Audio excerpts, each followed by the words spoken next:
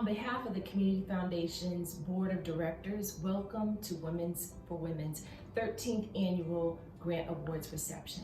My name is Dr. Wendy Wills, LME, and I am a new member of the Women's for Women Giving Circle this past year. Wherever you are joining us from, whether it's your desk or the couch or the beach, I'd like to thank you for tuning in today. While this is our first virtual grant reception, and hopefully our last, I'm thrilled that you are here to join us.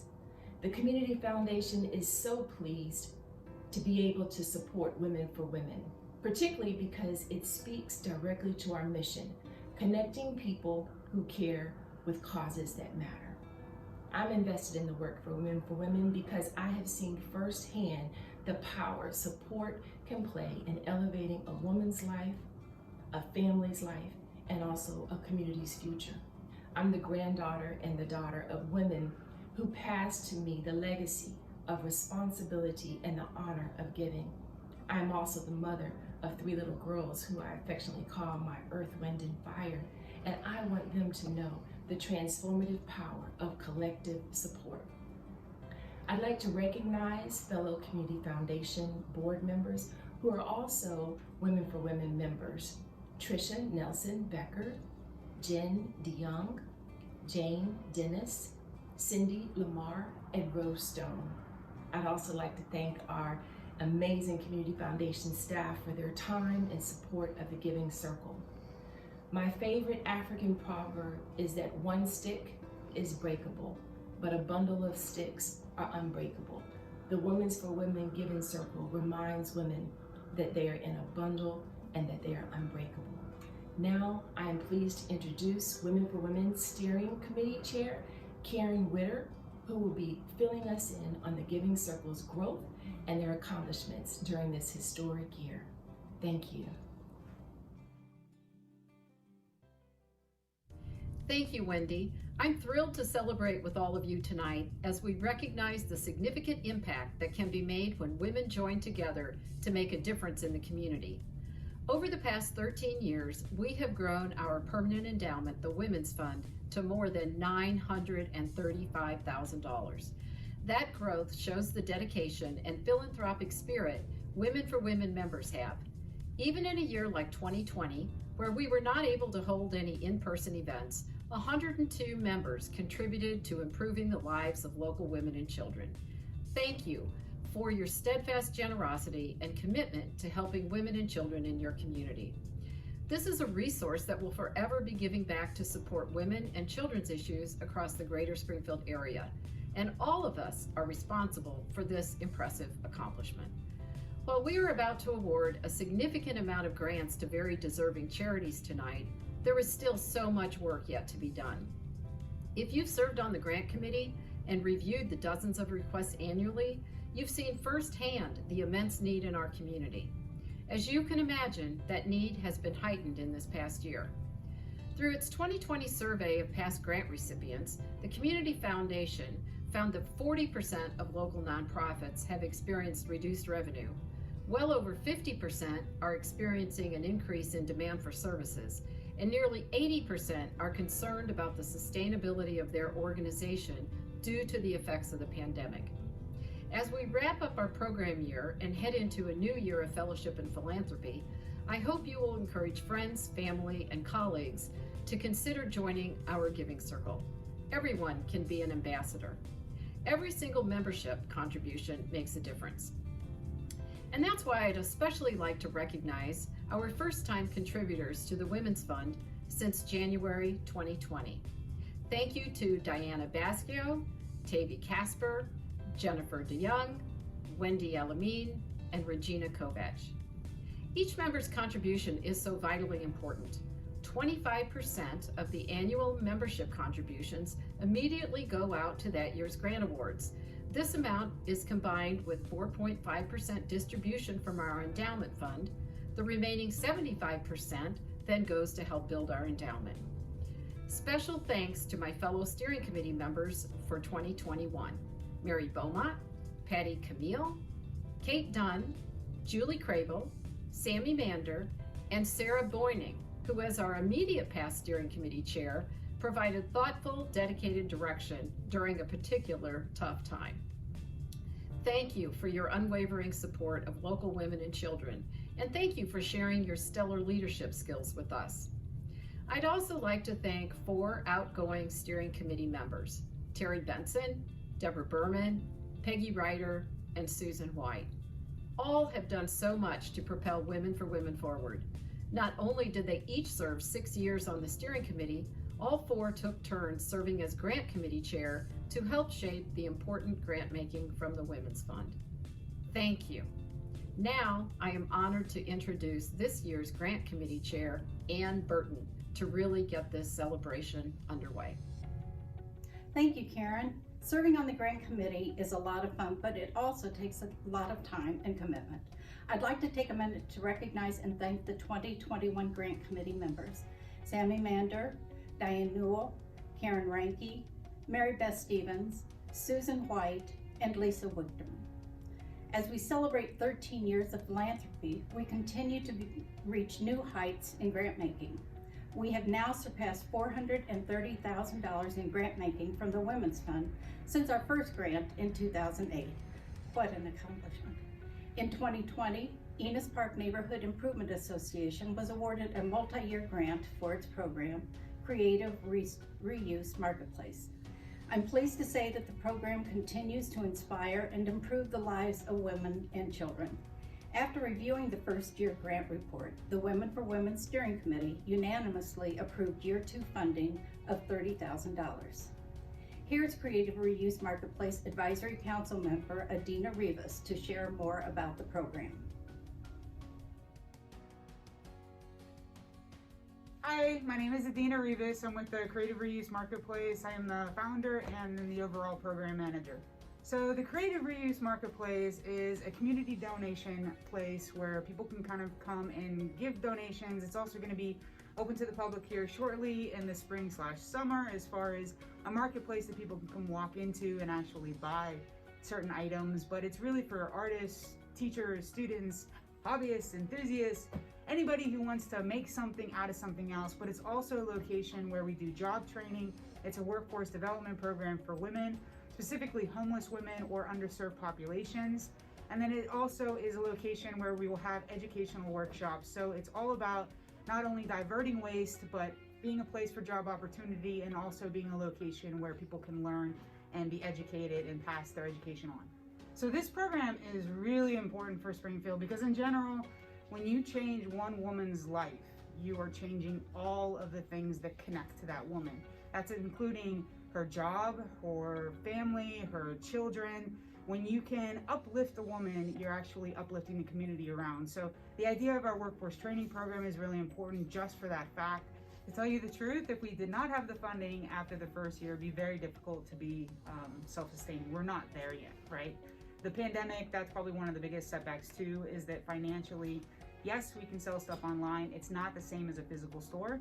So our sales and, being able to really, we can take a bunch of stuff in, but going in the other end as far as, buying stuff, that's been very lacking. So we're hoping that once the store opens up, we'll really be able to get that finances going. But that's really what makes the second year and the third year funding all that much more important. We're not on our own 2 feet yet.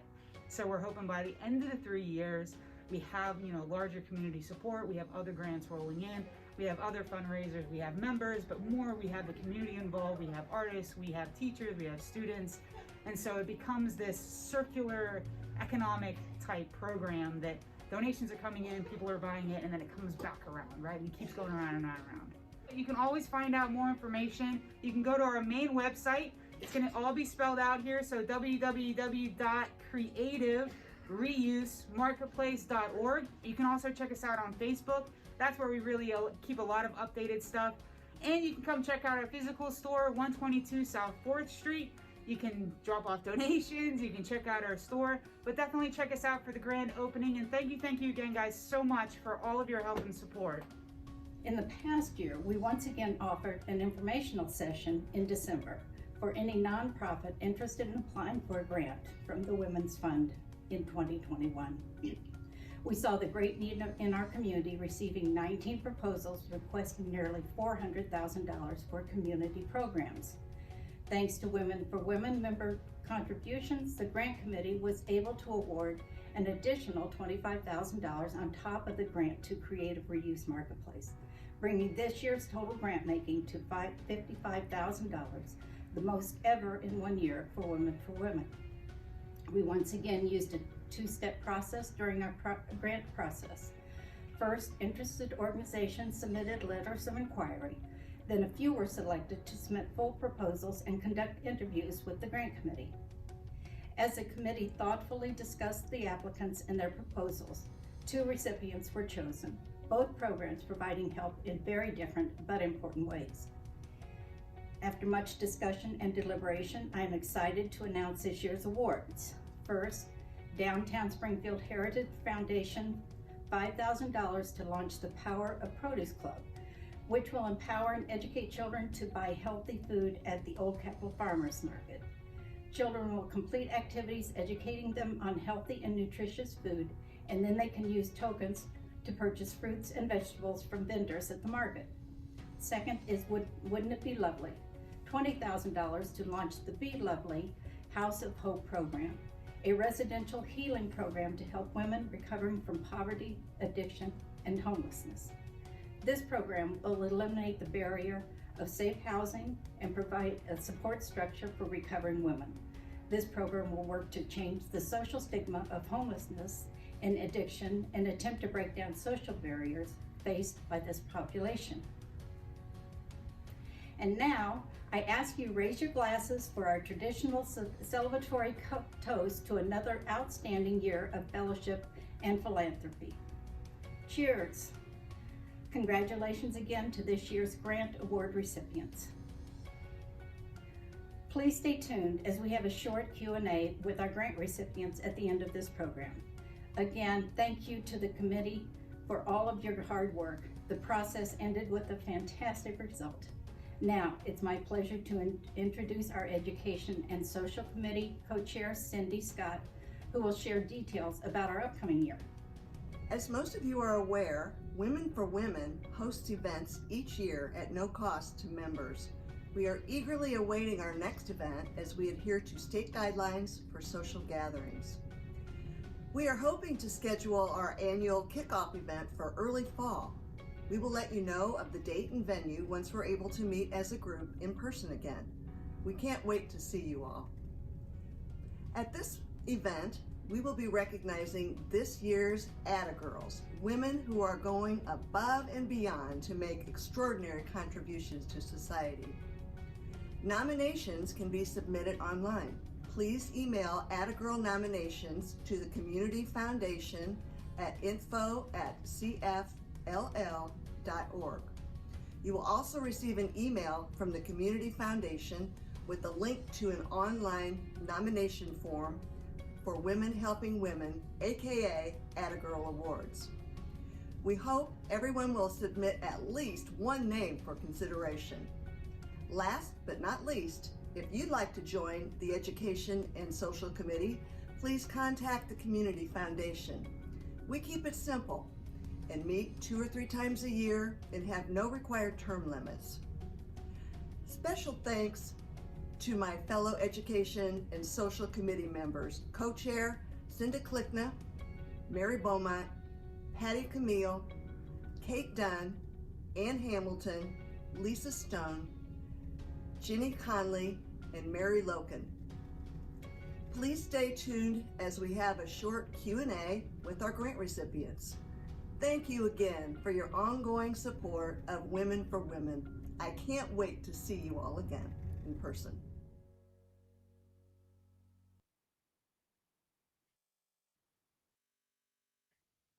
Thank you, Cindy. My name is Cinda Klickna, and I'm the co-chair, along with Cindy, of the Women for Women Education and Social Committee. And of course, when we have our reception in person, we have a chance to talk to the recipients and ask them questions. So tonight, virtually, we're going to try to recreate that through a Q&A. So if you have any questions for any of the recipients, please type it into the chat box. And we will ask the questions as they come up. And I think Aaron's going to help with that. I'd like to ask each of the recipients to provide a brief summary of their program. And we will start with Margaret Ann Jessop from Wouldn't It Be Lovely? And I'd like for you to introduce yourself and tell us about what you're working on and other things that you'd like to share about your program going forward. Good evening. My name is Margaret Ann Jessop, and I'm the executive director and the pastor of Wouldn't It Be Lovely? And I just, first of all, want to thank you. I'm overwhelmed by the generosity of this group of women and how collectively, when you pull your money together, it makes such a difference. So we are so excited to announce that we recently closed on a house at 801 South Grand Avenue. And we are going to provide later in the fall or winter residential housing for women that are recovering from addiction or abuse. So you have helped us in the past start some of our programs, and this is a little bit different. It's actually a whole lot different. Over the last 5 years, we have am my video not on? No. Okay. No, Oh, sorry. Okay, I'm going to turn my video on. How's that? good. Okay, I'm so sorry. Anyway, you heard my voice, I hope. So, so we purchased the house at 801 South Grand to provide residential housing, and the money that you have graciously provided to us will actually be for the programming part. It's not for the brick and mortar, but it is actually for the healing program that we hope to start later in the fall. Over the last 5 years doing Wouldn't It Be Lovely? It has become very obvious to us that there's a big hole in our community. There's lots of wonderful services for women that have children or custody of their children. But if you don't have children or you do not have custody of children, there is a big a deficit in our community for safe and secure housing. So we hope to plug that hole and have residential housing, but it will be different because that will not be the kind of housing that has a house mom or a house supervisor 24 hours. It'll be based on accountability and trust. We're following a model that has been very successful in Nashville, Tennessee, called Magdalene House. So we're kind of using some of their, a lot of their research and some of their experiences. And we're just so excited to be able to offer women in Springfield that are homeless and recovering from addiction a safe and secure place to live. And we are excited that it is a beautiful home. And because what our program does is we paint things and the women learn to express their creativity through art and through painting furniture and painting beautiful things. So I can assure you, when you get to tour this home, it will be this beautiful sanctuary for women to heal in. It has a large room, a large community room that we hope to invite all of you. We hope to have a cookies and punch reception, so you will feel like a part right up front, and then you'll get to see the beautiful home that you help that will help us provide the program later in the year. So we're just really, really excited to feel that to bridge this gap in our community for women in need. Thank you, Margaret Ann. If you have anyone with you from your program, please introduce them too. Sure. I don't know who's all on, but I know on our board is Kathy Grimmerod. Jen DeYoung is a co-chair of the board, and Dee Dee Murphy is also a co-chair. If Julie Crable, I know she's one of the members of the Women for Women. If I can't see if she's on, but Julie Crable. Ann Burton is she's a good friend of ours. So Ann Burton is also, we've had a lot of discussions with her. I'm trying to think, is there anyone else, Jen? Can you think of anyone? It's hard because I don't see all the faces, but we feel like we're really good friends with the Women for Women Circle. You have helped us so much to get to this point, and this is moving away from what you've helped us for with transitional employment, and it is housing, but the women that live in the house will in time work for Wouldn't It Be Lovely? So it's kind of two programs that will work together. Wonderful. Thank you so much. You've Thank done you. wonderful work in our community. Thank you. Next, let's go to Kayla Graven with Downtown Springfield Incorporated. Hello, good evening, ladies. Thank you so much for having us here and granting us to fund this new endeavor that we're going through. So I'm Kayla Graven, the Farmers Market Manager for the Old Capitol Farmers Market, right in the heart of downtown Springfield. We've been a market since 1999 and managed from Downtown Springfield, Inc. And we do partner with the Downtown Springfield Heritage Foundation to help, the economic vitality of downtown. We're so excited about this. I have been volunteering at the farmers market doing the kids club before I worked at DSI, before I became the farmers market manager, hoping to take the steps to be able to initiate this program. And we're doing the Power of Produce program. This curriculum comes from the Farmers Market Coalition, which is a national coalition, and they have a really great guidebook and tools for us to be able to implement this program right here in Springfield. Last year, we did, during the pandemic, we really encouraged people to be a one-person shopper and limited the amount of kids coming to the farmers market. And this year we are inviting the kids back. A lot of the kids in District 186 received their pandemic EBT cards. So pandemic EBT cards is supplemental nutrition program that is initially food stamps, right? And that's one of our other bigger programs at the farmers market. And it helps with, we have a SNAP match program, so we match their funds. So PEBT, so the children will be able to come to the farmers market and be able to match those funds.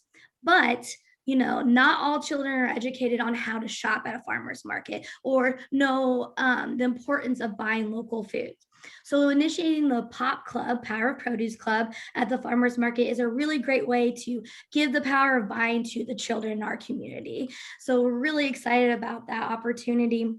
Some parts of the program, each kid will be able to get a passport to encourage them to come back, stamp their little passports. They also get a guidebook. So weekly activities on Saturdays, they'll be able to participate in a different activity, whether that is, drawing a healthy plate, food plate, or that is figuring out, filling in a recipe card. So maybe there's blank parts of the recipe. They have to go find the zucchini at Moon Girl Farm. All those kind of fun activities that we're going to put together. And the best part about it is we are going to give out Pop Club bucks. It's really hard for me to say it, but it's Pop Club bucks. So they're $2 bucks that kids are able to spend on fruits and vegetables at different vendors throughout the farmers market. And these vendors will get reimbursed for those $2 as well. And so they'll be able to take the power of the buying and be able to purchase the produce themselves. And we've spoken with the farmers to be able to have maybe a little kids corner on their booths. So that way they be able to have a special area for them to be able to purchase at the farmers market. So the Power Produce Club is going to be replacing our Kids Day at the Market. So it's a full every week program instead of just a one-day initiative. And we're super excited to be able to bring back all those kids that we've had at the farmers market, because we usually average about 450 children come to the farmers market. So we'll have enough to be able to serve them this year. Is there anything else I might be missing? Do I need to introduce some people on the? Yes, if you have anyone with you, please do. Yes, I have Lisa Clemens-Stott here. She is on the secretary. She's the secretary for the Heritage Foundation. She's here with us this evening. And exciting times at the farmers market. We're actually exploring a possibility of a year-round farmers market. So expanding the time, dates, and seeing the sustainability of it. So Sarah Blaney, who is helping us out with that, is also here too. Wonderful. We did have a question that I think you answered. Will you be able to do this weekly, every other week? But I think you said weekly. Yep, it'll be the Saturdays from 8 a.m. to noon. Wonderful. Okay, let's move to Adina Rivas with Enos Park Neighborhood Improvement Association and talking about your program and if you have anyone with you also. I do. I have Caleb Payne. He's actually president of EPNIA as well as director of Inner City Mission, which actually is the cornerstone backbone of our program for the Workforce Development Program. So I've seen a lot of you actually come into the donation center when it was open. It's temporarily closed right now. So for those of you that don't know, the video did a good job as far as kind of explaining what we're all about, but ultimately we're growing. We are a baby. We are under the umbrella of EPNIA, and then eventually the plan is that within 3 years, we will be able to be self-sustainable and actually break away and become our own nonprofit. Like a lot of nonprofits, you know, you need that parent kind of holding your hand. And ultimately you need the bottle, and the Women for Women is our bottle and has been basically how we've been fed throughout this whole thing. So I cannot thank you guys enough for your support and continued encouragement. And like I said, a lot of you guys, I've seen you actually come in and taken tours, and we cannot wait for the opening and for you to really fully see the story and all its glory and what it's really all about. So just basic idea. We take in stuff that does not have an outlet or normally not have an outlet. People would throw stuff away, and we try to basically sort it, clean it as best we can, and then package it in a way that people can look at it and it inspires them to make something else. So hopefully make what once would have been trash or seen as trash into something that is reusable or recyclable or is worth something more than it originally was. Like a cork, the wine itself inside the bottle was amazing and worth something. Once you're done with the bottle, you recycle the bottle, but the cork gets thrown away. We'll take the cork, and that cork can then be turned into any number of different things. So think of an actual cork board, right, made out of wine corks, or maybe a planter. The cork is actually a great insulator as far as water and things like that. So there's any number of things that you can make. So the sky's the limit on creativity. But the biggest and the heart of the actual program, very much like Wouldn't It Be Lovely, is that we're using creativity as an outlet to really empower women. So Inner City Mission, we actually bring women through that program. I'll let Caleb speak here in a second, more on that. But ultimately, giving women jobs. Right now, we have a workforce training program. We're starting it at 6 months. The 2 women that are actually through that program, Michelle has been with us since the very beginning, since October. She's moved up in rank and in title, and she has grown mountains as far as just her own personal empowerment and her strength, and looking at that she's more than just maybe some of the issues and the struggles that she had in the past, that she has an internal spark and she's literally seeing her own strength. And that's amazing to see. And then we have another woman, Jen, who's very new to the program, but really falling into stride and loving what we're doing. So the women come and they have 6-month program ultimately, but these women are a little bit longer.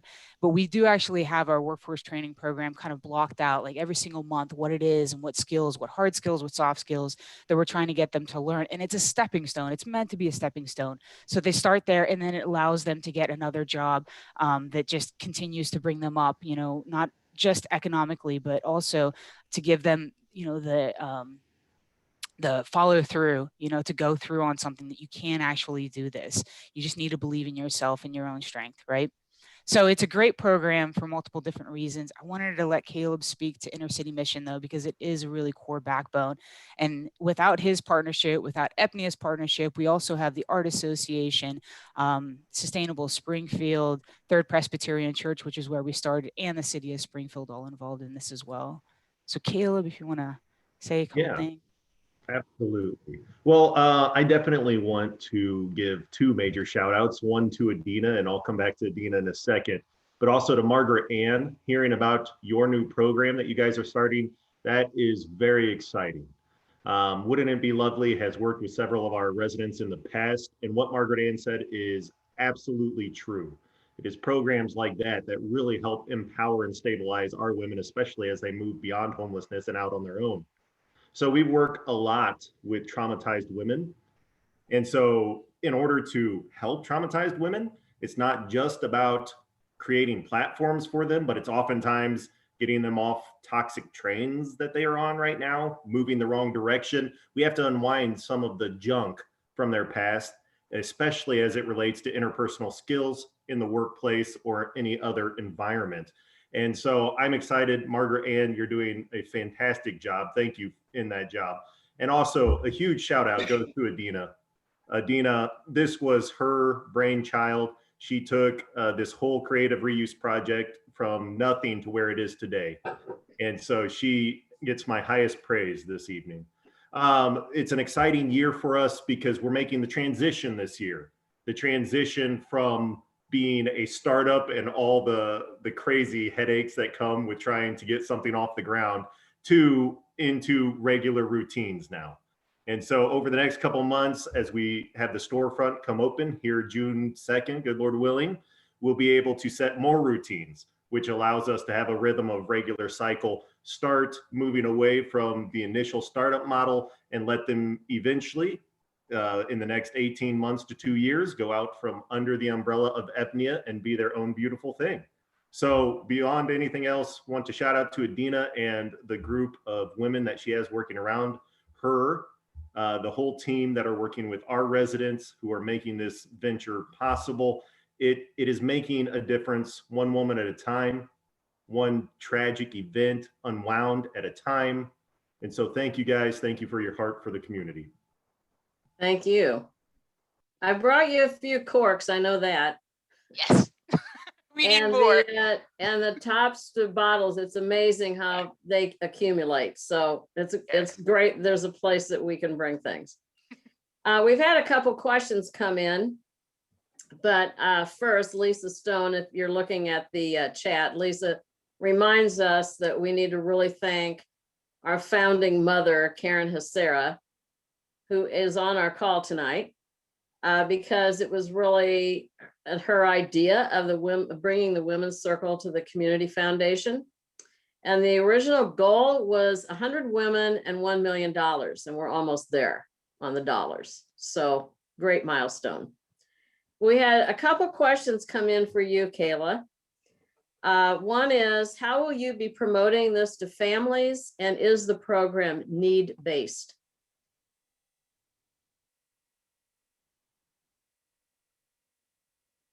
Okay, perfect. Sorry, Erin, I keep muting myself.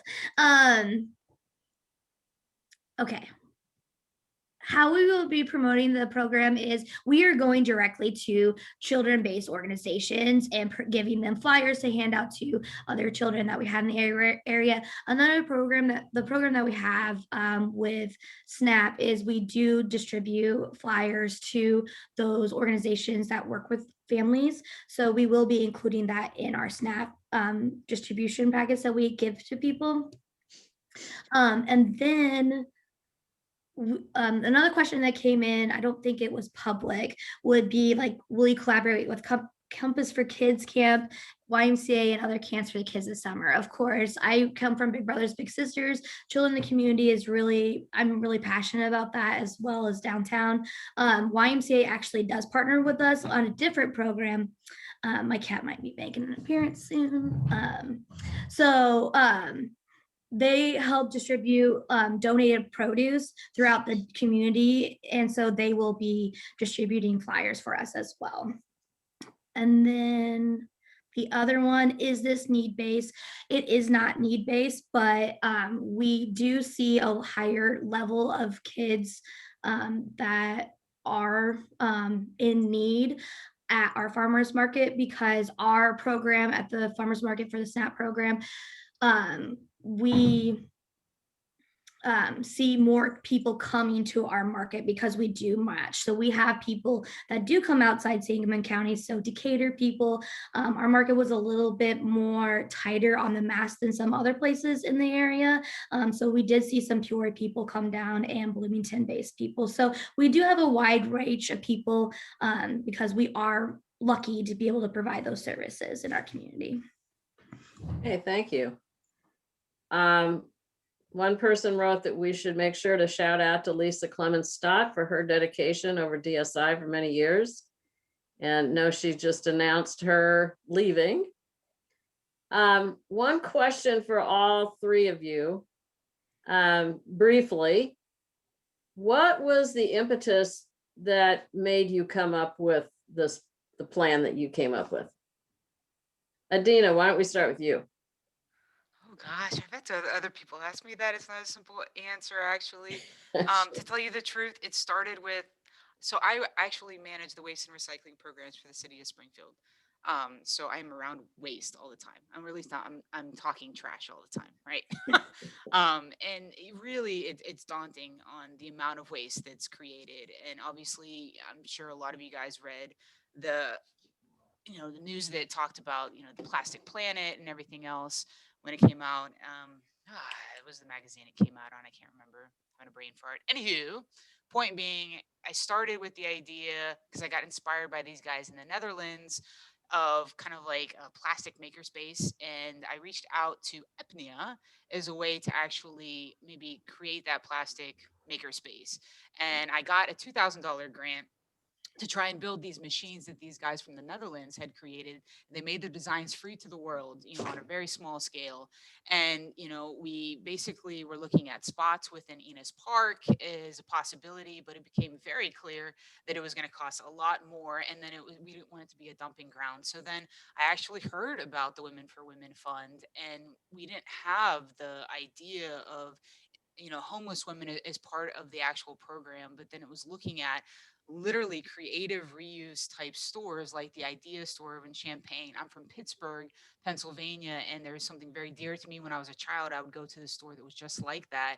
And basically it grew from there as far as what the grant required, and then also looking how it could actually create a perfect marriage with the idea of reuse and taking stuff in and creating a recycling type center. And so Okay, yeah, it was like a bunch of little pieces that fell into place, and it became like a flower that grew over great. time. That is great. Kayla, what was your catalyst that got this idea going? Yes, so I'm very passionate about Kids Day at the Market that we've had in the past. Like I said, I volunteered and helped organize that well before I started working at volunteer at DSI, working for DSI. And so so I've always thought Kids at the Farmers Market is a really great concept. It's like priming the next generation of downtown shoppers, right? Priming the next generation of help people, or maybe even farmers, like getting to know their farmers. And it's like a little miniature economy right there. And I think this has been a goal of our market for a while now, and it's just the perfect timing. The stars aligned, and we're able to actually get this launched and ready to go because we've been talking about this for a while. Illinois Stewardship Alliance has been talking with this for me for a while. And also attending a lot of farmers market conferences, which are the best because they serve like really high-end food the whole time. But so just reading all how people were starting at it, like even starting small, really motivated me to help apply for this with you guys. Okay. And Margaret Ann, what was your catalyst for this next step that you're into? So when we started the work program 5 years ago, it's always been a dream of mine to do housing. But over the last 5 years, we have seen women that have relapsed. They've done really well with their drug recovery. And if you don't know where you're going to live and you don't have a safe place to live, it is just really hard to heal. And we've just had so many women that have found very little housing opportunities. Sober living for people without children in Springfield has been really difficult. And we've had women that have come back that have had to do sexual favors to get their rent paid more than once. And so it was just a matter of getting the courage and the funding to just make that jump. I mean, we've seen women that have left our program because of relapse, gone back to men that were bad influences because at least it was a house.